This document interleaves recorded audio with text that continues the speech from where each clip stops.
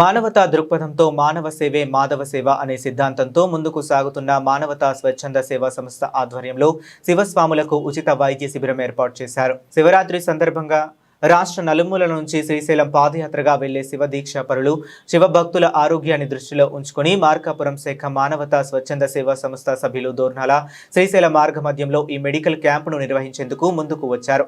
ఈ సందర్భంగా సంస్థ సభ్యులు దోర్నాల బస్టాండ్ సెంటర్ నుండి వాహనంలో బయలుదేరి క్యాంపు నిర్వహణకు చేరుకున్నారు. సంస్థ అధ్యక్షులు గుంటక సుబ్బారెడ్డి, కార్యదర్శి అన్నారాము ఆధ్వర్యంలో కార్యక్రమం నిర్వహించబడింది.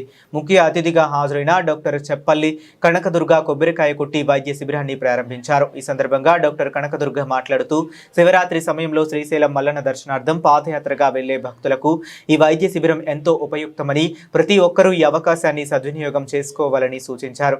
ఈ కార్యక్రమంలో మానవతా స్వచ్ఛంద సేవా సంస్థ సభ్యులు మరియు ఇతరులు పాల్గొన్నారు. నమస్కారము. ఓం నమ శివాయ. శ్రీ మాత్రే నమః. మన శివరాత్రి సందర్భంగా ఎంతోమంది భక్తులు కాలినడకన ఎంతో ప్రయాసంతో కూడి మన శివయ్యని మల్లన్నని దర్శించుకోవడానికి శ్రీశైలం వస్తుంటారు.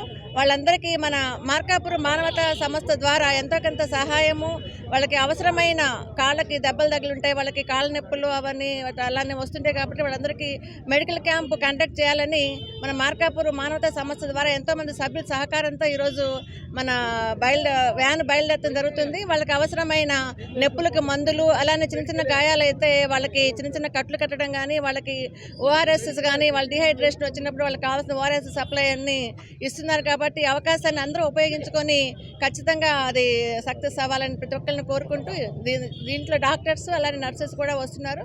ఈ అవకాశాన్ని అందరూ ఉపయోగించుకొని చక్కగా లబ్ధి పొందాలని గుర్తు చేస్తూ జై మానవతా సంస్థ మార్కాపూర్.